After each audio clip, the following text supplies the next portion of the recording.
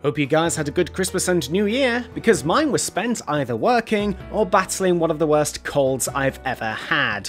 Seriously, it started on the 28th of December, and as of recording, 25th of January, I still have the sniffles and what feels like a stuffed ear. Hence why this video came out well after the dawn of the year.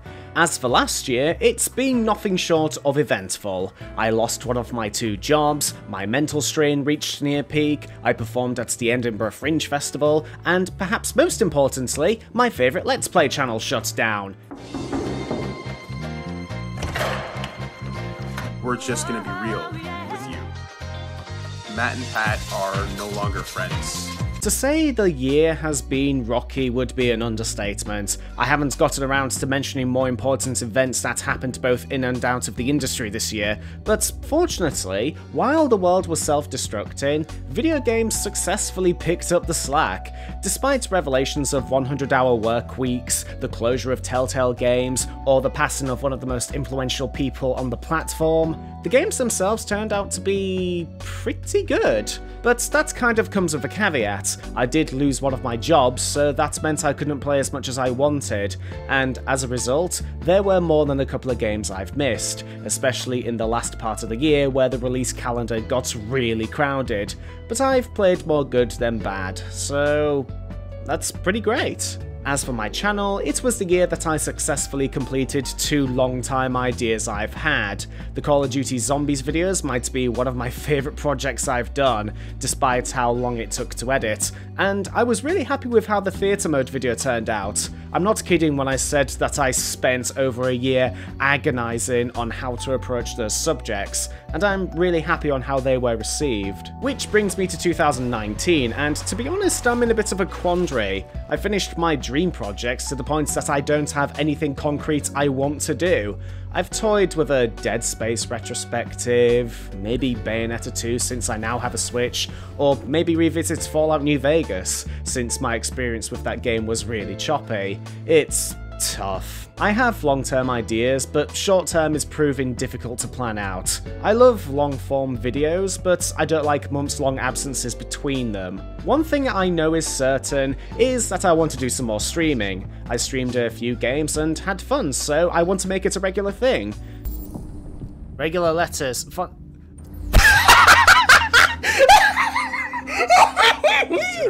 Just need to get my software key bindings just right and get a decent setup that'll allow me to stream and pay attention to the chat at the same time.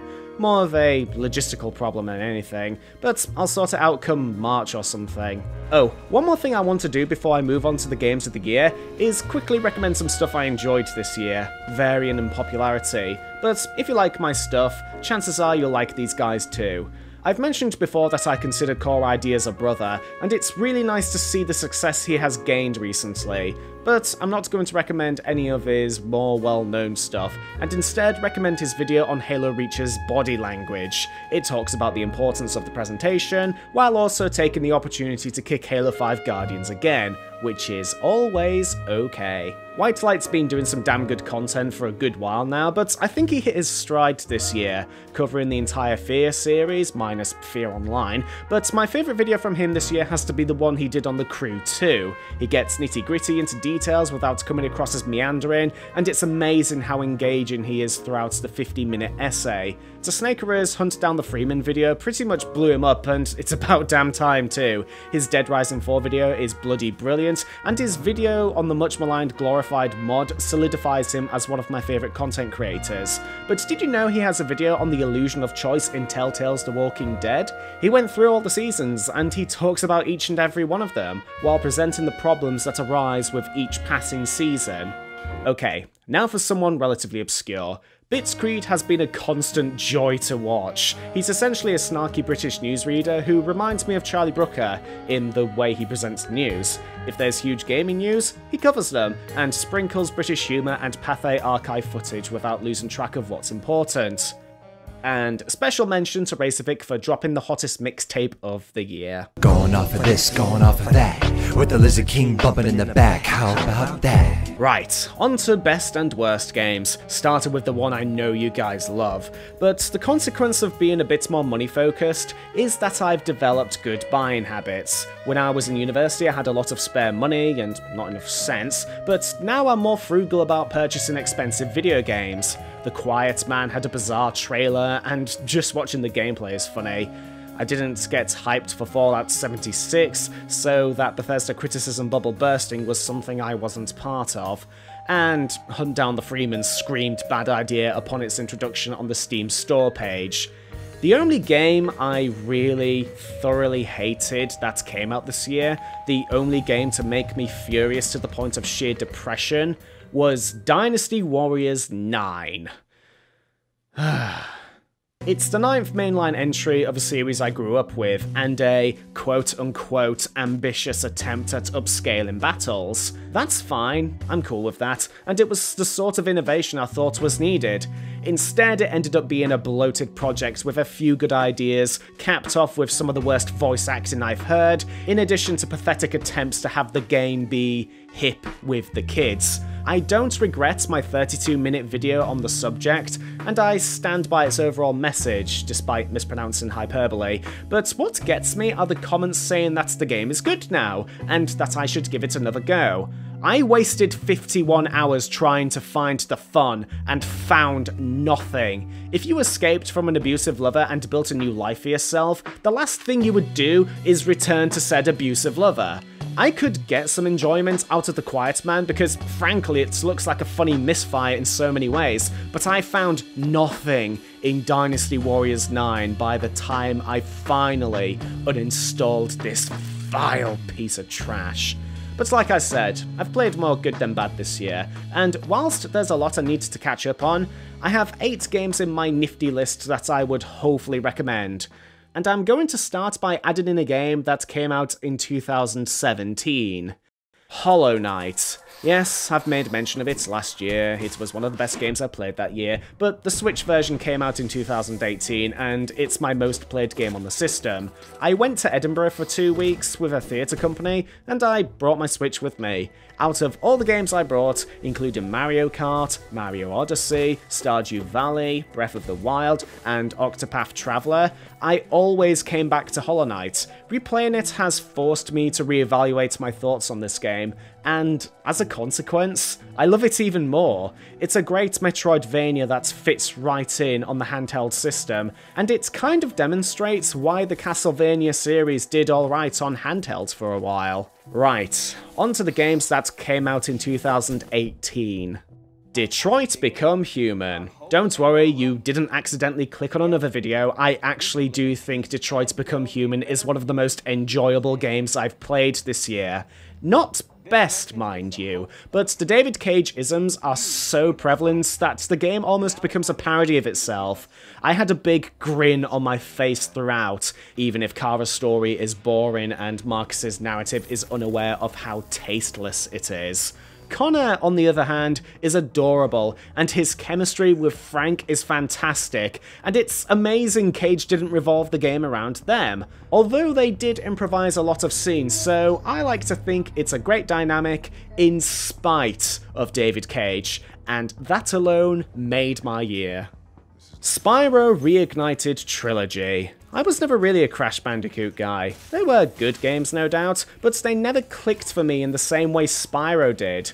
I previously had a pirated copy of Spyro 3, and that game would reset everything to the beginning the second you stepped on a turret in the final boss, and I didn't complete the old games until a couple of years ago. The Reignited Trilogy is a blast to play in a way that revisiting a classic from your childhood can be. It's visually great, everything is practically untouched mechanically, and best of all, the camera is actually acceptable. I remember replaying the old trilogy for the channel about 4 years ago, and I vividly remember the camera ruining most of the enjoyment I got out of them.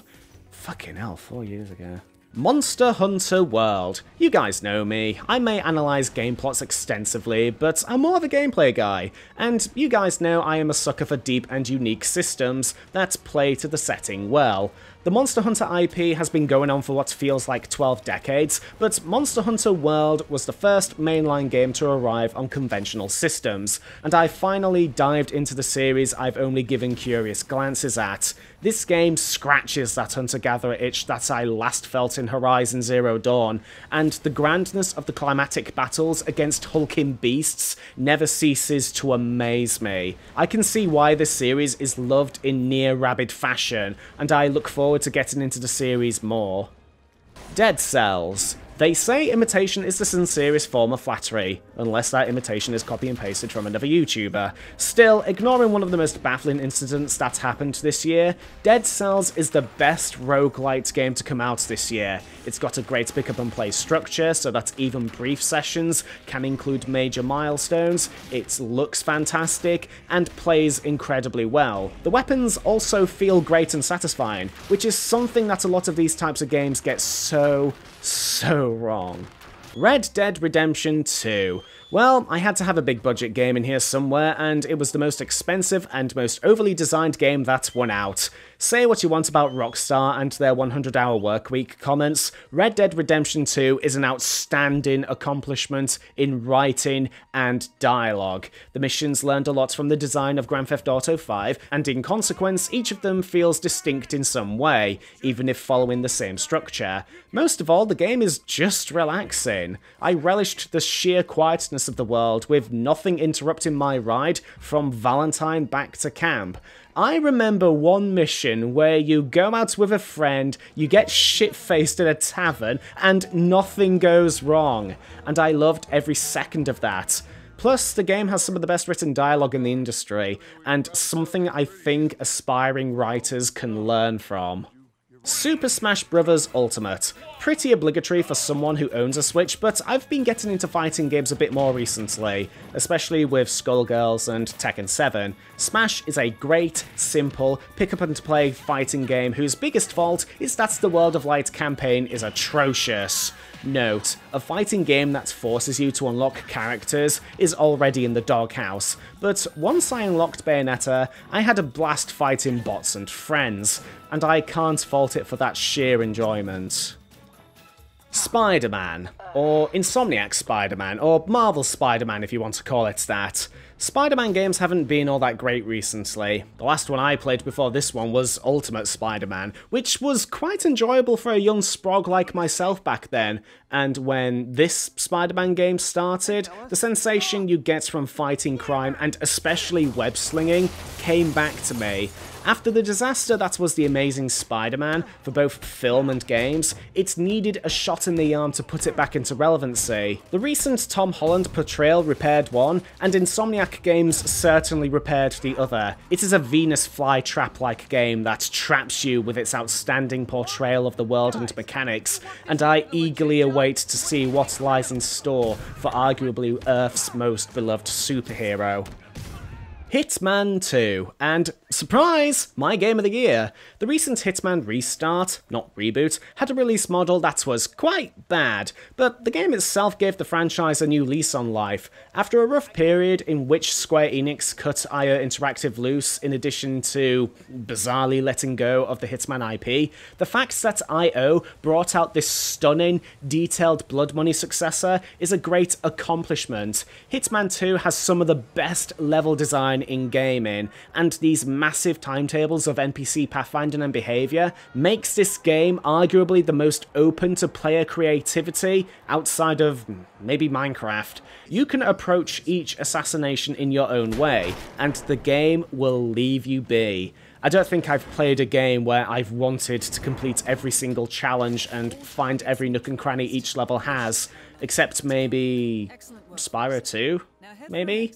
Do yourself a favour and buy Hitman 2, because in this age where games are leaning more into the cinematic direction, we need games like Hitman 2 to remind the industry that sometimes you just need a great level, a number of systems, and a design that just lets players go loose.